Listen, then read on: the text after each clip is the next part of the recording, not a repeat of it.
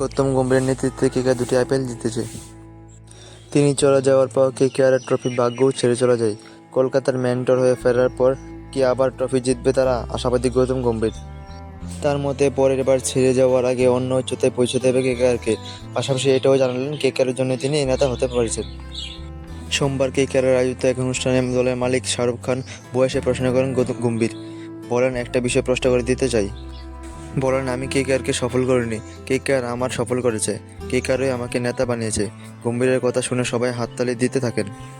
আবেগের ব্যাপারে গম্ভীর বাকিদের থেকে বরাবরই এগিয়ে থাকেন। কেকেআরও যে নিজের ভাবমূর্তি বজায় রাখবেন সেটা প্রশ্ন করে দিয়েছেন তিনি। বলেছেন, আমাকে সামলানো খুবই কঠিন। এত বছর ধরে আমার অত্যাচার সহ্য করার জন্য এসআরকে এবং ব্যান্টিং মাইসোরকে ধন্যবাদ জানাতে চাই। আসলে আমি সত্যির বিরুদ্ধে লড়াই করতে জানি, আর জিততেও জানি। এবার তিনি খোলা মনে সিদ্ধান্ত নিতে পারবেন, সেটাও জানিয়েছেন গম্ভীর। এই অধিকার তাকে দিয়েছেন খোদ শাহরুখ খানই। গম্ভীরের কথায় যখন কেকেআরে যোগ দিয়েছিলাম তখন শাহরুখ খান যা বলেছিল এবার সেটাই বলেছেন। দেখেও এটা তোমার ফ্র্যাঞ্চাইজি, তুমি নিজের মতো করে তৈরি করে নাও। জানি না মরশুমে কি অপেক্ষা করে রয়েছ, তবে আমি নিশ্চিত করে দিতে চাই যখন কেকেআর ছাড়বো তখন দলটা আরও উপরের দিকে থাকবে।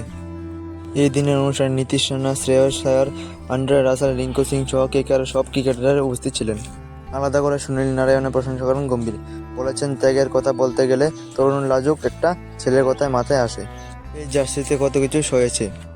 বোলিং অ্যাকশন নিয়ে অভিযোগ, নির্বাসনের পরও প্রতি বছর খেলতে এসেছে এবং বছরের পর বছর পারফর্ম করতে চলছে। ওর নিরাপত্তার অভাব কাছ থেকে খুঁটিয়ে দেখেছি, আইপিএলের অন্যতম সেরা বোলার হয়ে উঠতে দেখেছি। এই বলে আমার ভিডিওটা এখানে শেষ করছি। ধন্যবাদ।